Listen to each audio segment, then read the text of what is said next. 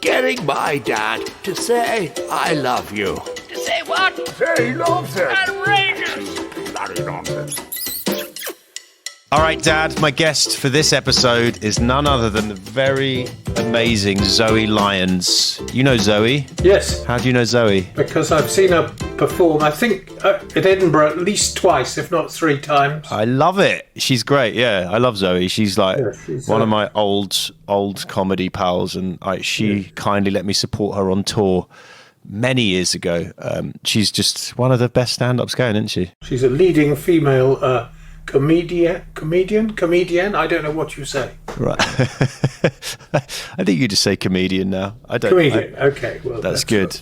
And she lives near us, doesn't she? She does live near us. Well, why don't I go chat to her, and then I'll ask your question to her near the end. Does that sound good? Yeah, it sounds wonderful. Let's get Zoe on. You already know her. You already love her. This is great.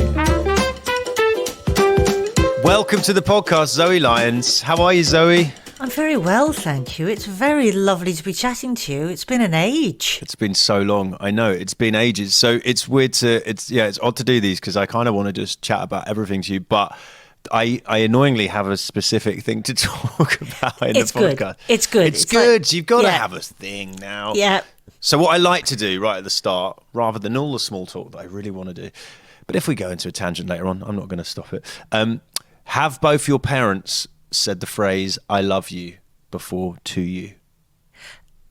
Yes. Good. Yes. Yes. There's a mini pause to think about it, which is normal. Like yes. Ellis James, for example, was like, I think my dad he just didn't know. Yeah. And so that's why this came about, because I thought my dad would have, but then I don't know if he ever did. So that's why we did the podcast. I mean, my mum has definitely said it. Standard. I think my dad has sort of prefaced it with, "You know I love you, don't you?" Classic. Yeah. So it's that sort of puts way the pressure back on me to know that he already does. If you know what I mean. It's done in that, I don't need to say this, do I? And it's no. What your dad is he in that mould of a emotionally uncomfortable? Is that the word I want to use? Uncomfortable man? Yes, my dad is a sort of weird bin bag of emotions. It's like it's very. I've still yet to work him out. For me, he's still a work in progress emotionally. I'm trying to figure it out, because at times he can seem completely. Okay, for example, go for it. My dad lives in France, and there have been times when there have been, good long periods of time between seeing each other, particularly pandemics and stuff like that. But also, at times there's just been things that have occurred and we haven't maybe seen each other for a year. And I remember turning up at Toulouse airport, visiting my dad a couple of years ago. I hadn't seen him for ages. I got off the plane and he was there. And he just walked up and shook my hand. I love it. Yeah. I love that. Hello. And my dad's Irish. He's like, "Hello, Zoe, you all right?" And I'm like, shouldn't we be hugging at this point? Yeah, that's Dad. great. But it was sort of he didn't quite know what to do, so he shook my hand. That's so funny. But then at the same time, my dad can be very emotional and very empathetic and get very moved by things. So, yeah, like I said, I haven't quite figured him out yet. Well, like, does he get emotional about, things that... like sports? I don't know. Like, you know that weird way that guys do where does he get more emotional about stuff that's supposed to be, that kind of is less important than his daughter's love? Well, if you started talking to my dad about rugby, particularly Ireland and particularly Munster, you'd never get off the phone. That would be it. That is it. That's his. Yeah, and tennis. He loves tennis, and he always says to me, "Zoe, do you watch the tennis?" And I go, "No, Dad. We have discussed this many times. I love the tennis." And then he'll go on for about 30 to 40 minutes about the tennis. Him and my mum should, honestly, I think my mum loves Andy Murray more than me, is what I've realised. She has it when Wimbledon's on. She seems to have a TV in every room. It's very weird. It's like a kind of, it's the one thing from like a sports MTV. bar. It's a sports bar. That's what I was thinking of. Like a Cheers sports bar. A Cheers sports bar where every available tennis match is on during Wimbledon. So she'll have like she's almost got every court covered in her house somehow. That's hilarious. Like a headquarters weird. of tennis. Good. I guess it's good. It's good to have a thing you care about, but it is good funny. to have a thing you care about. It is very. I think it's very good to have a thing you care about. But I think there's also that human element when you realise that the person you've been speaking to for the last 40 minutes about the thing that you care about doesn't care about the thing that you care about quite as much as you care about the thing you care about. I get that. You know what? Yeah. So I get that. I live in Los Angeles, where essentially people talk at me about stuff I don't give a shit about, and I just nod politely. Is it mostly about themselves? Yeah, it's mainly themselves. People Yes. people love themselves here as much as your dad loves Munster rugby. Okay, that's exhausting. Yeah, That's exhausting. It can be tiring. But Yeah. so sorry, I've diverted that somewhat. But your dad, so he's a sweet guy, but he just has trouble with the. Has he got? Are you an only child? Do you have brothers? No, I have a younger brother. Does he find it easier to connect with the younger brother? Is he one of those sort of guys? No, my younger brother still finds my dad a complete mystery as well. Like we're sometimes we're just like we're both on the same page with this. Yeah, we're both on the same page. It's yes. I suppose as I've got older, I've had to sort of observe myself and then be kinder and more understanding of his behaviours, because sometimes they are a bit odd. He's a little bit eccentric, my dad. He's the man who had a picnic in Death Valley with teacups and saucers on a blanket. Yes, funny. That's he's great. He's funny. You know, Is he like so this is where I'm maybe when I hear stuff like that, I go like, that sounds like my dad, where he's like, he lives his life like it's sort of he's in a movie. Does that make sense? Or I know what you mean. Yeah, where it's like he's not, my dad isn't he's not like a jokey, I'm being funny. He just exists and it's amusing. Yes, yeah. My dad is sort of surprised about the world around him occasionly. We were talking about the Grand National the other day. We were talking because it was on, and my dad's Irish, and he lived very close to the Bromhead family, who own a lot of the Grand National winners these days, or have run a lot of the winners. Yeah. So he was talking about the Grand National, and he just said to me, Zoe, you know when they finish the race and the jockey is absolutely out of breath? Why is that? They haven't done any of the running. I love that. That's hilarious. And I had to explain that clinging onto the back of a hugely muscular beast for 4 miles over fences was a tad exhausting. That's hilarious. He didn't get it. He's a very, very, very clever man, my dad, but he's very academically clever. But he doesn't get that. Yeah, he thinks it's like sitting on a chair on a treadmill or something. Yeah. It's like, that's... Which would beg the question, then couldn't anybody just sit on that chair that's jumping over? Surely you just get the smallest living thing and put it on a horse, is what you would do. You get jockeys. Why aren't babies just riding horses? I mean, I don't like the cruelty to horses as a vegan, but I would like to see a baby on a horse. Racing other babies on horses. So things like that, it's like, wow, have you... Okay. I'm always amazed at what amazes him, and then I'm like, so much stuff must amaze you on a daily basis. But growing up with that is this. So this is you know, it's always hard to pinpoint exactly why we are doing what we do, but it sounds like, so your dad is kind of eccentric. You said, is your mum a bit more straight and narrow? Are you kind of thinking, your dad's behavior kind of made you embrace the being odd in a way, not odd, being counterculture or whatever, like, you know what I mean? He's a bit odd, and I do enjoy it. I enjoy watching. I think now that I'm older and I'm not reliant on him being my guardian, it's better. I relate to that. My father's also the man that made my brother and I lie across the bonnet of a car going up a mountain in the Alps at the age of, he must have been 10 and 8, because he was slipping dangerously in the snow, and to give the front wheels more traction. Amazing. So you lay across the front of a bonnet of a car, going up the Alps, a road in the Alps, French Alps, at night in a snowstorm. Didn't occur to him that that could be dangerous. So I've quite enjoyed that aspect of my dad. My mum is a bit more straightforward. My dad is very literal and very. I'm going to say slightly along a spectrum, in the kindest possible way, you know. And my mum is much more straightforward and to the point, and gets my humour immediately. Like my dad has never seen me perform live. He's never. No, wow. it would be pointless. It would be entirely pointless. He just wouldn't even get what is funny about it. What does he find funny?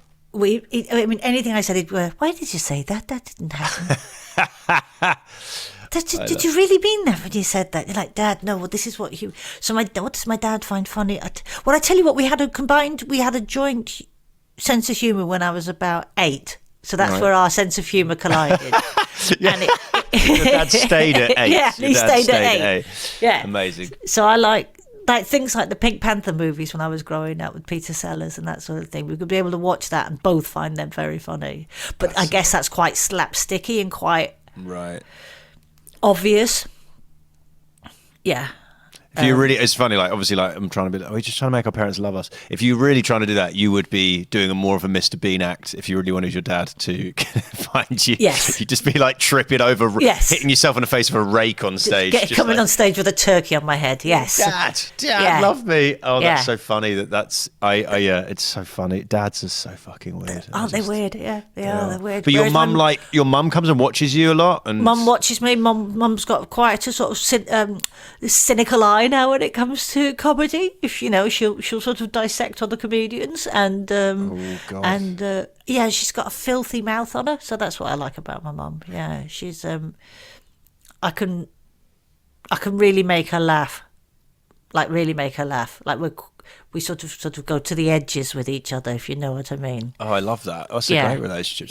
Yeah. I don't think I can do it with either of my parents. I feel like I'm talking to two aliens when I'm unless it's rude. My mum finds like anything to do with like bums, dicks. She's got like she's like Bottom, the TV show, but in human form, which is great. My mum swears like a trooper. Absolutely swears like a trooper. And are your parents together still?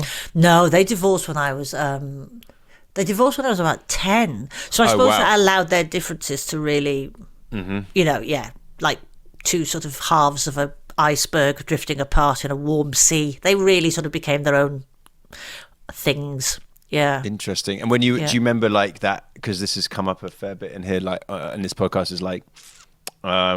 Someone else, one of the other guests was like, his parents got divorced, and he was like, "Oh yeah, no, that makes sense. Like it was like that is good. My parents are still together, which is great. But for my whole childhood, I was convinced that they'd argue almost every day. So I would have been like, okay, fine, if they did it, but they haven't. Yeah. So just different relationships. But was that like a big shock to you? Do you remember in 10? Or were you like... No, it was a big shock to me. Yeah, because I suppose I'm of that age as well. I was 10 in 1981, so quite a while ago, and divorce was still reasonably novel in those days. Yeah. And I remember... Now it's quite hack. Now it's really hack. Everybody's done it at least once. And, but I remember being 10 and sitting in class going, "Oh, I'm the kid of the divorced parents, aren't I?"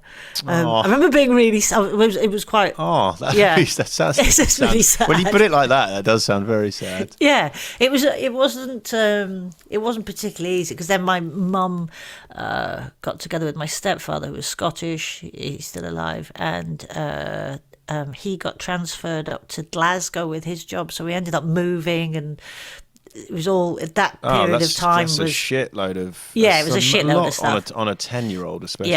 Yeah. So that was... not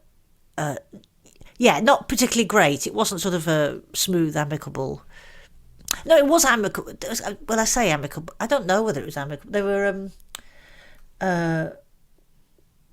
It was in the days as well before dads had to sort of contribute towards kids properly financially, and I think my dad sort of struggled with the concept that because we weren't living with him, we still needed shoes and stuff. Oh wow, yeah.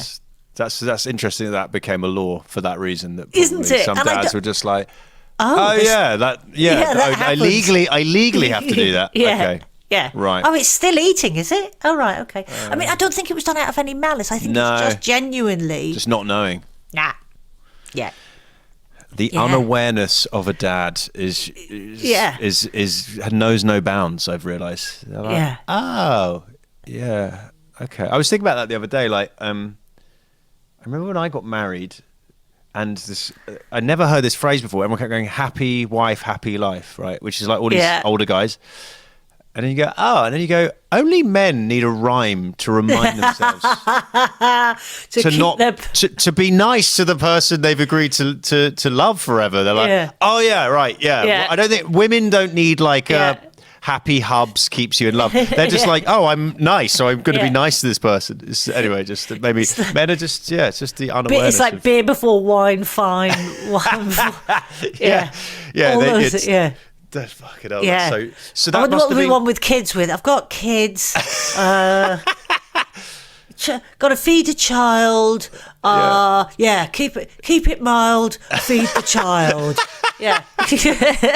Stop them going wild. Feed the child. Yeah. That's hilarious. So that's a lot though to go through. And is at that time? Do you remember do you even think I remember, and it wasn't necessarily intentionally because of my parents, but I do remember when I was about 10 or 11 or 12, I discovered being funny is a thing that makes people like you. So I don't know if that in any way relates or that feels tied into that moment in your life. Or... Oh yeah, totally. Yeah, it's about 10, isn't it? When you start having, well, I think you just occupy enough space at the age of 10. Sort of just physically, you're sort of just that bit bigger that the parents can't ignore you, so you can sort of you can almost command attention in a room. So about 10 years old you can. But I was never a class clown. People always assume I was a sort of joker in the class. I wasn't, and I think that's a misconception of comics. I think most comics aren't the class clown. They're the ones sitting in the corner looking at the class clown. Yeah, I'd occasionally be cheeky, but I'd never I wasn't like a lunatic, just doing anything for a laugh. I'd be, I think you're right. Observing is the thing. You're just kind of noticing the quirks of everyone else. Yeah. It's just quite tiring, actually, when you think about it. It's annoying. Yeah. So you found that then, and then here's the thing that I that comes up a lot is your dad, he sounds eccentric, but I do think that all comedians who are successful, and you are a successful comedian, and actually most entertainers or people in the arts, writers, whatever, there's talent and the fearlessness to do this job that is off the mainstream, but also a lot of hard work. It takes a lot of hard work to get to a level. So do you feel that from your mum? What did she have something job wise that made you, whether she said anything or you just saw her working every day and you were but I guess kind of raising you on her own? Both my parents are grafters. Oh, cool. Both my parents really do work hard and have worked hard. I did ask my dad recently how he ever managed to turn up on time to work, and he said he didn't really. But again, with getting older, I've noticed my behaviours and his behaviours, and I'm sure my dad has got a bit. I'm convinced he's a bit ADHD. I've got the same. I honestly have the same. Me and my sister are like, Dad's got ADHD. He cannot. But it's weird because then what are you going to do? Send a 68-year-old guy to go get diagnosed? But he doesn't. He also doesn't even think about. But I'm like, it must be. He must do, because I think I have it a bit. But then I look at my father and I go, I have a diluted version of that, because it's just incredible. The level of faff, the level of distraction, the timekeeping is just. Yes. It's so stressful. Yes, your dad is my dad. This is crazy. So stressful. We have a phrase for it, JMT, John Martin time, because he's never. He'll go, it's like an addiction though, or it's he'll be legitimately an hour and a half later than when he says, and I get anxiety if I have this is, I don't want to do some common women and men things, I'm saying it men, dads do it. But if Hannah makes, if I am late because of her, it makes me so uncomfortable. I want to almost text the person with, it's not me. Yeah, I'm guilty by association, but it's not me. Anyway, sorry. And that's my dad. I just get off my chin. That is the same with me and my dad, and I'm drives me mental, just absolutely crazy. And I'll phone him and I'll say, it'd be like 10 o'clock and he's only just getting up in the morning. And I'm like, what? Why are you getting up so late? And he went, well, I didn't get to bed until 3:30 last night. I'm like, why, Dad? What were you doing? He went, well, I started Googling characters from the Muppets from 1972. And you're like, oh my God. I love it. Oh my God. That old excuse. Yeah. And then he'll just go down a wormhole of, whatever, and just get so distracted. And I've learned I have to write down all of his passwords and take photographs of them and then store them in my phone, because otherwise everything just gets lost. And yeah, so he's definitely got that sort of a trait. But having said that, a very good work ethic, as my mother does as well. My mum works really hard. Yeah. And what do they do for jobs when you were growing up? My dad was a chemical engineer and worked for initially a pharmaceutical company in Ireland, and then came over to the UK and worked in oil. So he worked. Wow, your dad is big pharma and oil. Big pharma and oil. he's like public enemy number one in 2022 from the left. Cancel your dad. Yeah. I mean, it depends which way you look at it, doesn't it? Do you know what though? It's funny how like our generation, we can kind of judge. People just they just needed to earn a living back in the day. Yeah. I know. I met a woman on a flight who said her husband worked as an oil lobbyist in America, and now he works as a cannabis lobbyist. And I was like, that's hilarious how like we're all like over like, wow, because that's the most right and left thing to be doing. Yeah. He just doesn't. He's just like, well, I'm just trying to earn money for my family. Whereas I think now we're trying to be a bit more conscientious with stuff. But yeah, I try not to judge people of a certain generation for like working hard. I mean, it would have been when my dad started in that, it would have been the 70s, and then into the 80s, big oil boom in Aberdeen. Did he do a stint working for tobacco?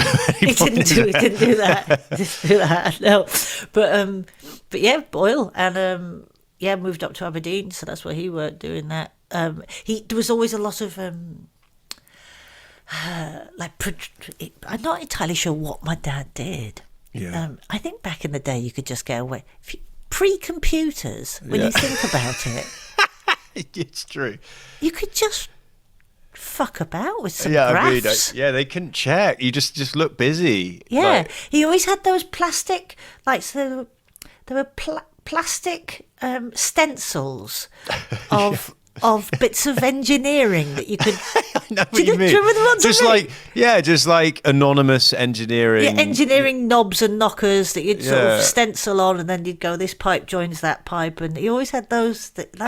It was so basic when you think about it. And in fact, the engineering and technology required to drill down beneath the North Sea and extract a fossil fuel is an immense amount of expertise and science. And they were sort of using protractors, which is... And they probably had so many people doing a tiny bit of vague work that amongst them they just had just get lost. Person, a computer probably could have done the 20 people's jobs. That's hilarious. So I don't know how. I mean, my dad. But he was always out. Was he on the rigs for that? No. He did occasionally go out to the rigs. Yeah, every so often. But he wasn't a permanent rig worker. But he'd go out every now and then, and it'd be quite fun. I remember phoning him from the landline from home when he was out on the rigs, and somebody'd be on the operator, operating the call, and you'd have to speak to him and go, hello, Daddy, over.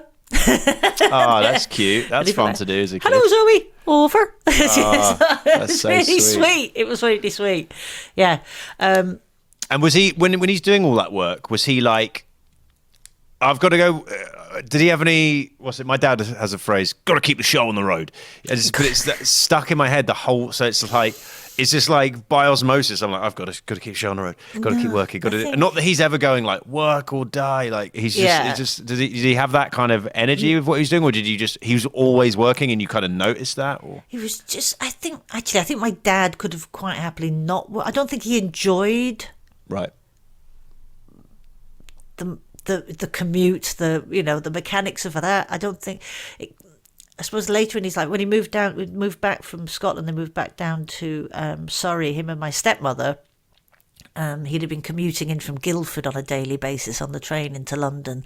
And I don't think that was his thing. The thing with my dad is he loves nature. He loves being outside, and I would imagine that would have been quite a tricky thing for him to counter. That's, hours on a sodding train where the temperature's completely wrong, as opposed to being out and about running in a field, which I'm very much like as well.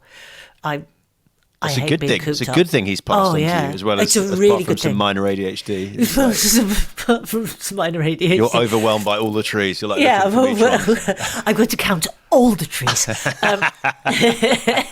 and then the leaves.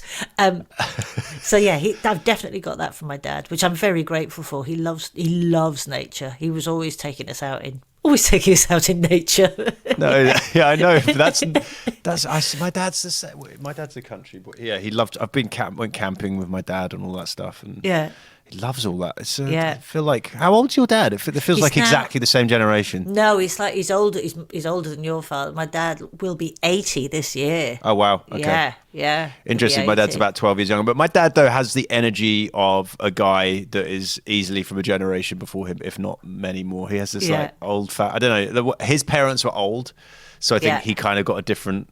I think that's a kind of interesting thing that can affect how your sensibilities depending on when your parents grew up versus everyone else. But that's great. So your he was always doing all that. And your mum, what was she doing when you were younger? Because was she kind of then having to support you and your brother because your dad wasn't contributing that much? I guess you don't know the full details of that. We pretty swiftly hooked up with my stepfather. Right. So there was a sort of, I don't know what you call him, a bridging loan. I don't know what you call that. It's a cute name. It's a cute name, isn't it? Yeah. But my mum worked as well. My mum worked when I was a kid. She worked as a night nurse, an auxiliary night nurse in a cottage hospital in Epsom when we were living there. And she worked. I think about it now. She worked her bloody tits off because she'd do night shifts and then come home and then get us ready for school and then take us to school and then go back home and sleep for like 3 hours and then do everything that they need to do in the house, pick us up from school and then go back to work. So she really grafted, my mum.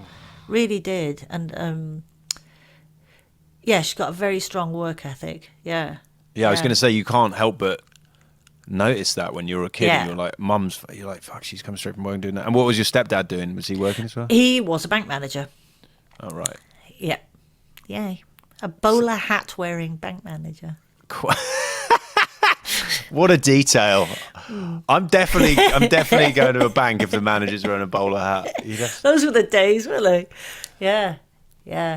But I feel like mum stuff is so interesting because now you're a comic and you're doing your own night shifts and you can't help. And you realise that there's kind of no excuse to not be like, your mum's grafting all the time. And so I think that when you start stand up and you're driving ages to a show for no money and it's like, I know we love the job, so that's part of it. But I think it's amazing, even in this industry, there's people who are less successful or haven't done well because they just go, I can't be fucked to do that. And you're like, no, you have to. They have to do that bit because it's a privilege to love it as well. Like, because if you see people, my dad hated his job when he was a lawyer. He said never be a lawyer, and he would just be like, but I saw that it was like if you get something you love, you got to be excited, work at it. So your dad always hated being a lawyer? He said to me every day of my life, never be a lawyer. He said that every day. Whatever you do, don't be a lawyer. Every single day of my life. And he never thought to change it? When I finished school, actually, he had this hobby of selling old books and stuff, and now that's what he does as a job. It makes much less money, but he is much happier. And so whenever I was like, I want to do stand up, basically when I left school and I was at university and I was doing English, but he was totally supportive. I think like if I didn't make any money from it, then I guess there would be a thing. My mum, once I started making money from it, was a little bit more on board. Even though she's watched me and I still don't think she really finds anything I do funny. Or she'll never say it to my face either way. But my dad is very much like excited that I do. He's excited to be part of the podcast as well. So he likes that. But so do you remember you had a job before you did stand up or did you go straight into stand up? I can't. Oh God. I mean, I faffed about just like a fish out of water. I didn't really know what I was doing. So I finished school. I went to uni. Yeah. I did psychology. Yeah. I left that. I didn't know what I wanted to do. Moved back to Glasgow, and my family were at that point. Waitressed for a few years. I went travelling. Then came back from that. Then went to drama school. And then sort of waitressed again until I decided I wanted to do stand-up. So I had never had a proper job. Yeah. Like a proper... Because nothing resonated with you. Because Nothing it wasn't resonated with me. wasn't what you were Just meant really, to do. I could never ever see myself doing a 9 to 5. I just didn't. agree. In my mind, I didn't know how that looked. I didn't know how I could squeeze my shaped peg into that hole. I just didn't. I didn't get it. No, I'm the same. I was And just the like, thought of, what? have mission statements. Do what? Do one. What? Yeah. And listen to and care about a thing that get told off for not caring about a thing that no one cares about. I could never understand that personally. No. And I think when I was younger as well, it was sort of, I'm not going to say there was less opportunity, but it was sort of, I don't know, it was, people seemed to know what they wanted to do when they left university. They were, and I just didn't. I was like, oh my God, I haven't a clue what I want to do. Yeah. And I always felt slightly envious, but also slightly sad of those people who were like, I want to do this, or I want to be a teacher. I never wanted to be a teacher because I hated school with every ounce of my being. Did you get in trouble? Did you get in trouble at school? No, I got bullied and I hated it. I just hated it. So I think the problem You've was... got the classic comedian's origin story then. It's just like... it's all there, isn't it? It's I love so it, cliched. And I think probably I didn't know didn't know what I wanted to do, because up until that point I hadn't done anything that I really enjoyed doing, except for performing at university with the Amateur Dramatic Student Society. But even that was I knew I wasn't a brilliant actress, so I was like, well, how am I gonna make this work? And it was only when I started to go and see stand up that I went, oh, I think I could maybe do that. Yeah, that's great. And then when you started, so when did you start doing stand up? In the 90s? No, I was really late to it. It took me from deciding that's what I wanted to do to actually doing it. I think I did my first gig in 2000. That's well, I mean, it shows how good you are. Ago. You've been so good for so quickly and so long. So what I want to know then is when you decided to do it, when did you go professional then? Like a couple of years, 3 years later, 4 years later? Depends what you describe as professional. Well, being poor, but it being the main thing you do, I guess. Within a year. That's fucking great. But I had because what happened was, so I did my first gig. I went, that's it. This is all I'm doing. I had a very strong image in my head of how I was going to get there. I just had this really strong image. I was like, I'm going to buy a little car. I'm going to have a water cup in a cup holder in a car. People always laugh at me and say this, but it's true. I genuinely had this. I went, I can see my little notebook on the passenger seat beside me, and I'm going to drive up and down the country doing my thing. And within a year, I made that happen. No, do you know what? I'm not going to give you shit for that, because I have been recently, this is extremely LA, I've been seeing a therapist and he's been talking about manifesting stuff. And the thing is, right, everyone thinks it's bullshit. Yeah. But the weirdest little things I've started thinking about, and they've just this is very small stakes at the moment. Yeah.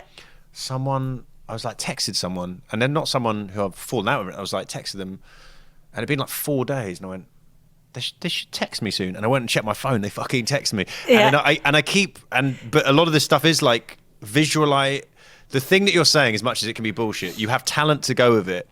But with that, if you picture yourself with all this stuff, you have the energy of someone who has the stuff, and then it kind of follows. It's not do it instead of the work, but it's just interesting because I'm really on board with it now, and I'm loving it. It is quite interesting. It is quite, like I said, that was the strongest vision I had in my head. You're really an early, you're way before your time thinking of that in 2000s. Can I also tell you? This can also work against you. This is a safe. Okay.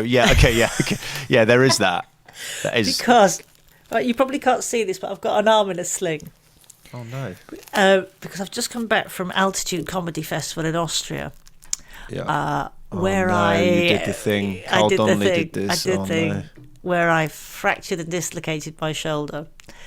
On the first day, Chris, on the first day. Day one. But you know what? Before I got there, I knew I was going to dislocate my shoulder. Oh, shit. Yeah. I said this to Cindy, my other half, after it. I went, don't say it. I said, I just knew. I didn't know how. I didn't know when, but I knew. I knew I was going to dislocate my shoulder. I knew I was going to dislocate it, and I knew it would be my shoulder. And as I fell and I hit the ground, my brain went, here it is. Oh, my God. Yep. You've got special powers, but you have to listen to those powers. Do you know, so it works both ways. I shit you not. I knew. Here's a question. Yeah.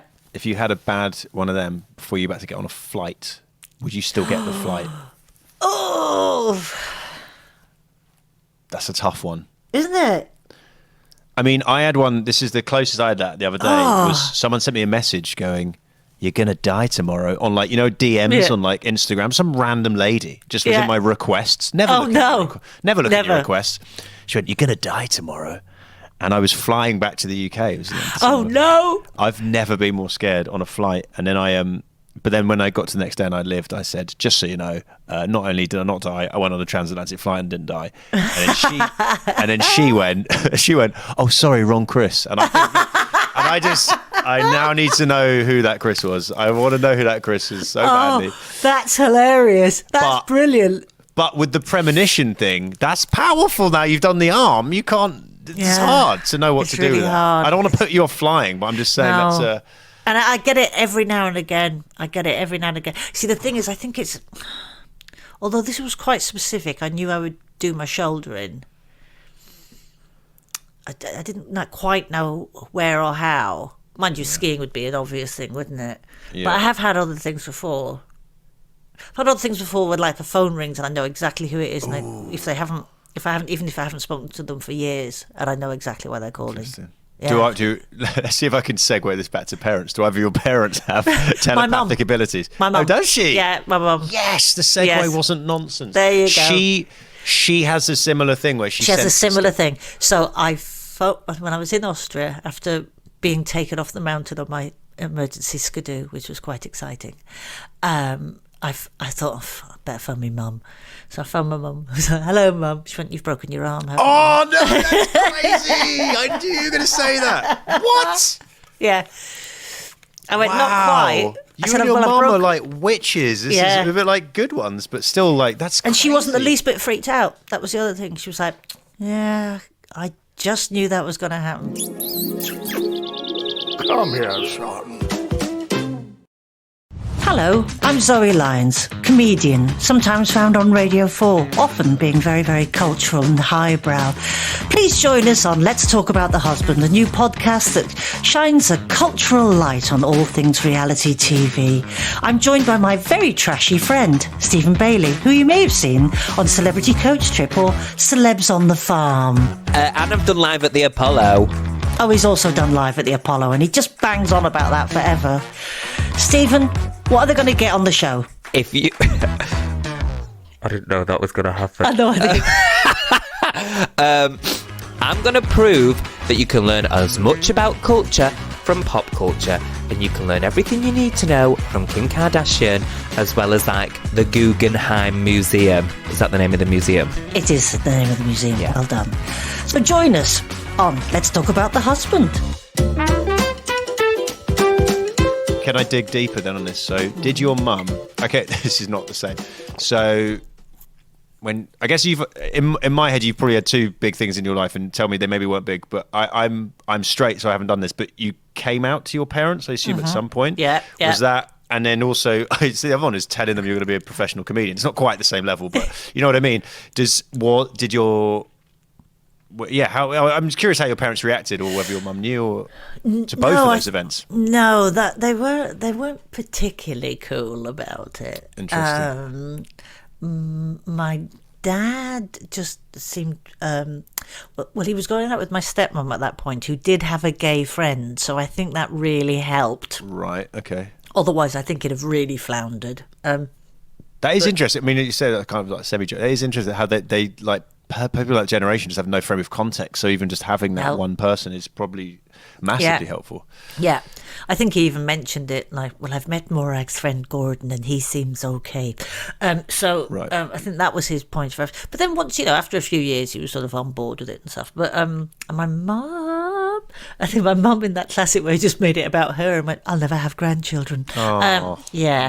No. Were you young when you came out? Not particularly. I mean, I was 21. Okay. 21. Yeah. I'll never forget what my mother said when I told her. Yeah. She doesn't. Sometimes she's not the best orator. Okay, she's blunt, is what? Is that kind of, yeah. That's a mum trait, I would say. So I told her I was going. She went, okay. Well, that's a little bit like being told your child has cancer. Oh God! Oh no! Yes. Oh no! Yes. Which has always stuck with me. Wow!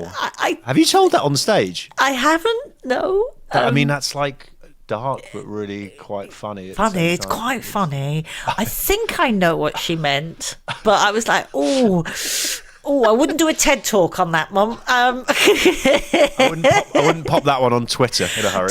Don't Don't release that one into the wild like a dove. I just can't get over that. I know. Yeah. But it's funny. It's extra funny because like she didn't mean it in a. It's sort of in a. I don't know what she meant it in a. It's sort of I like think it's this a blow.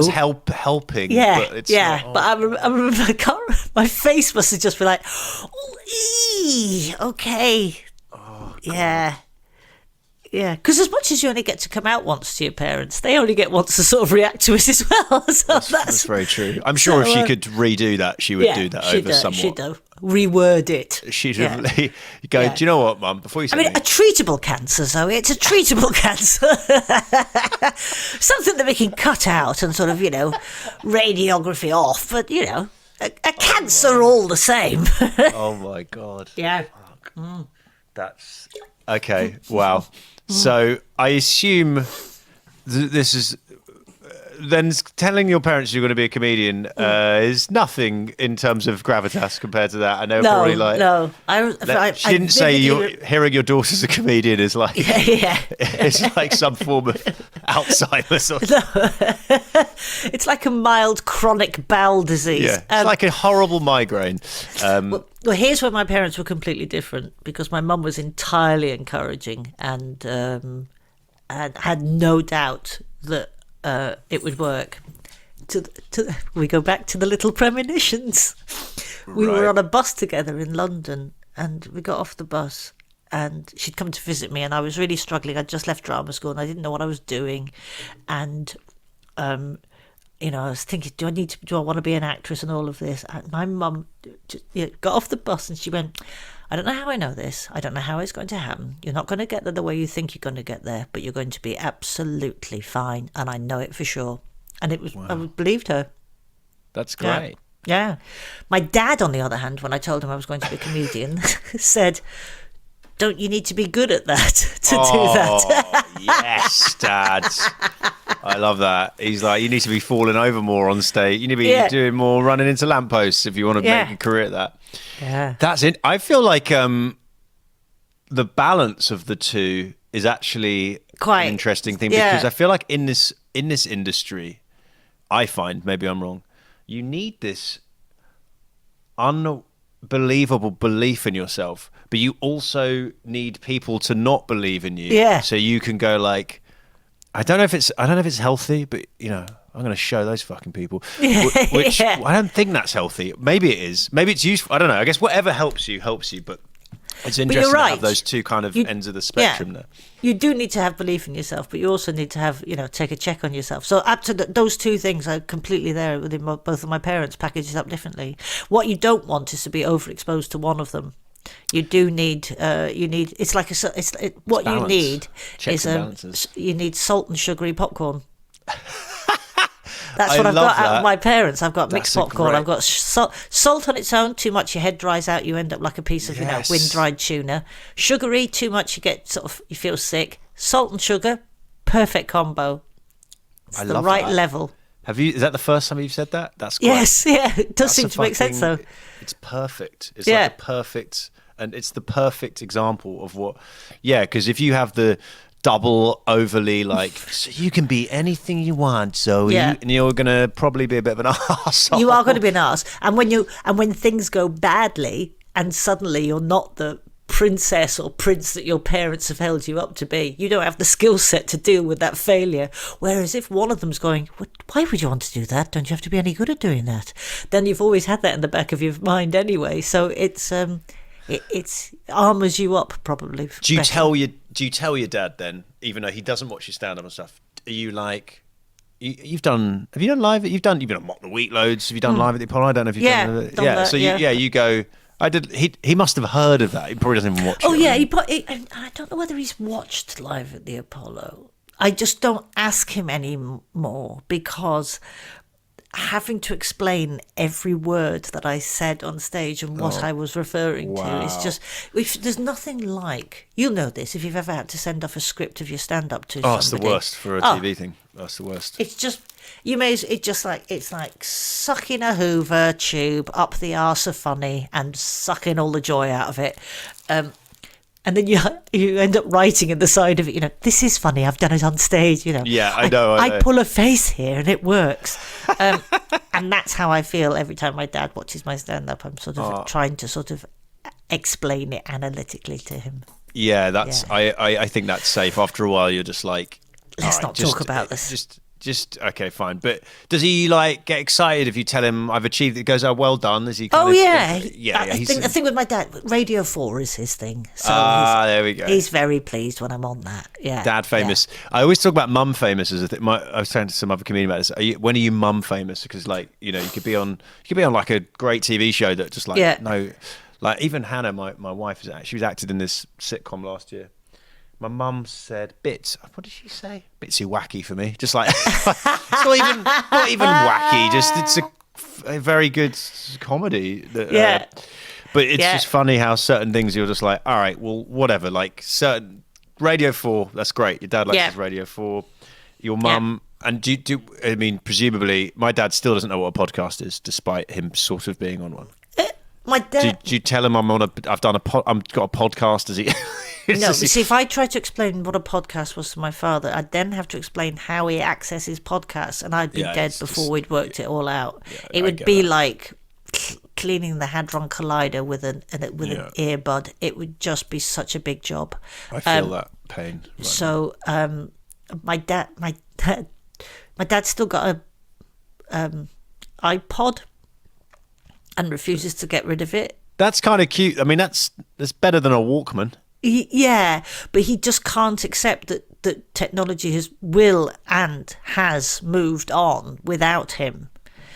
He's like electronic banking, he just won't do it. And I said, why not, Dad? And he went, in case they steal my money. And I went, how do you think anybody gets paid ever? Do you think everybody just gets a brown envelope on a Friday still? Is that what you think happens? I wish, mate. Yeah. I wish. Here's a question. This is semi-off. How often does your dad send you an email going, should I click on... And don't click the link. Do you have to do that?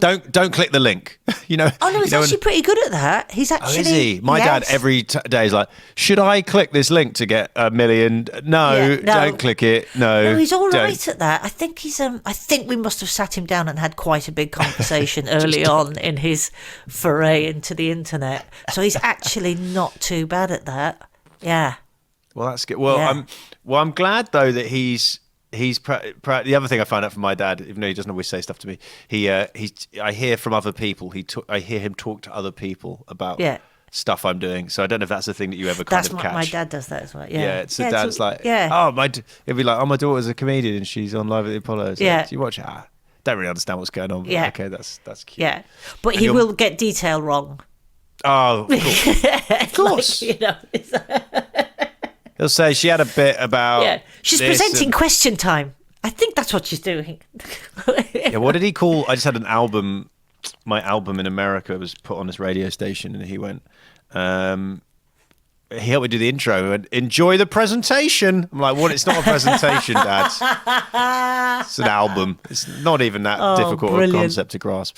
Well, that's amazing. So I love the fact that your dad, even though he doesn't really know what's going on, is still proud of you, and he's still just. You've learnt the boundaries of the dad. Learning dad boundaries is important.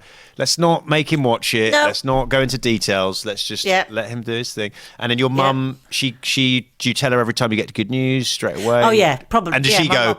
She go, "I knew it," just immediately. Yeah. You're like, "Mum, I knew you'd be on live at the Apollo. I knew you'd get that. I knew you'd get it. I just knew you'd get it."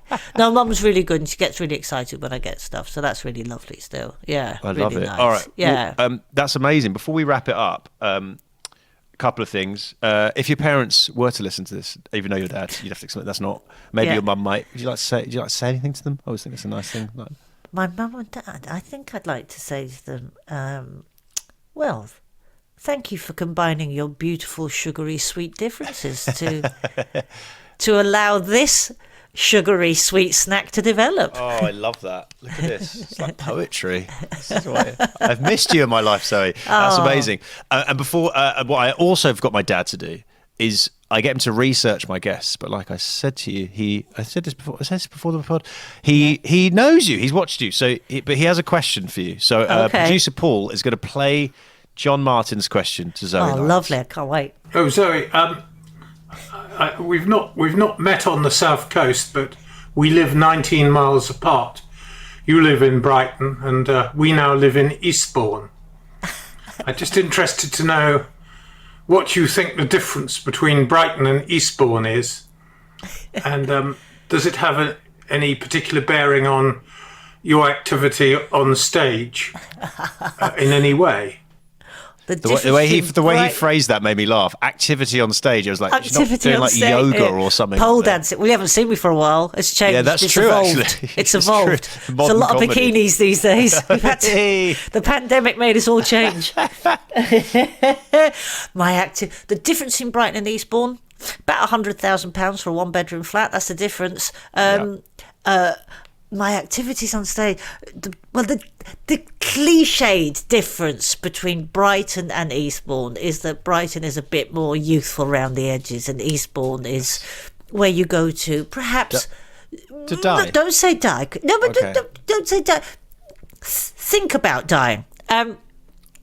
But actually, I don't think that's true anymore, and I think the south coast of England is just a slither of fun now. So it's lovely down there. I'd have just as much fun. I'd have just as much activity on the stage in Eastbourne as I would on my stage in Brighton. Except I'd probably arrive on the stage in Eastbourne in a shopability scooter just to bang home that cliched joke. And the show would probably start at 6 p.m. and be done by 7:30, so everyone could be in bed. I'd be very happy with that. I'd love that, mate. I'd love that as well. I did a gig the other day for some reason on a Sunday that was at 5:30, and I was like, all comedy should be at this time, done by 7. Yes, please. It's actually, over here, a lot of gigs have gone that little bit earlier since pandemic. So the Comedy Store, the late show is now at 11, not midnight or 1 o'clock as it used to be. And, Bell and Bananas, they've gone a bit earlier. So it's like... Please. Bring it forward, guys. Coincided with my retirement years, and it's great getting that early night. I love it as well. And then the final thing, having heard John Martin ask a question, because I'm still trying to get him to sort of say "I love you." Have you got any advice that might help him just say the phrase "I love you"? I know he loves me, but it'd be good if he could just shatter that kind of anxiety ceiling and just say "I love you." So what are you scared of, Chris's dad? Yeah. What are you scared of, John? Let it go. Let it go. Tap into your inner dad. Tell your son you love him. Yeah. I love it. Yeah. He's in LA, mate. One day he's going to be running LA and you'll really love him then. That's actually a good way of tempting him, just some sort of financial gain. Yeah. I love that. Okay. Look at that's this. Actually money. It's the golden ticket, mate. It's your golden ticket. you want to drive a golf cart around a retirement home in Florida one day, say I love you. I don't know. I think that's what rich old people do here. That's awesome, Zoe. Thanks so much. Before we go, anything you want to plug? I know you've got a podcast with our fans. We share the same fantastic producer yes. Paul. But if there's any, plug that or plug anything you want. Yeah, our podcast that I do with Stephen Bailey. He and I became close mates during the pandemic, so we now have a podcast. I love that man. He is one of the most instantly affable, lovely humans. He's very, very funny, and he really, really makes me laugh. So we decided to do a podcast together called Let's Talk About the Husband, which is sort of loosely based on his real love of reality TV and my real hate of it. But somehow we managed to waffle on for a good 50 minutes about it, and it's been a lot of fun so far. I don't know if you do guests, but I have someone who's never liked reality TV, but I fucking love Below Deck, the TV show, and I could talk about that show for hours. So I became addicted to it in the pandemic. Duly noted. That's duly noted. As in, I'm not. You might have. I just have. You know, when you just have like something in you, you need to like get out. Yeah. Which Below Deck? Which? I've watched all of the Med ones, I think, and I've watched at least I've watched maybe 6 seasons or series of the normal one. I haven't watched the sailing yacht one, but I'm rationing, and also because my mum, I've talked about on here before, my mum was ill, and she's actually doing quite well with her treatment now, which is great. She's, but I was in America and I was stuck in America, so I couldn't watch anything sad. So the only thing I literally just would watch like a series a day. It was all I could watch. I became like obsessed with that show. So I will dive into that, and but anyway, bring it up with Bailey. But I'll bring you all aboard. Brilliant. But everyone else, whether I'm on it or not, go check it out, because two of the funniest, loveliest people in the business doing a podcast. I'm going to be checking it out. Zoe, thanks so much. Absolute pleasure. It's so lovely to talk to you. It's been too long, my friend. A podcast from producer Paul.co.uk.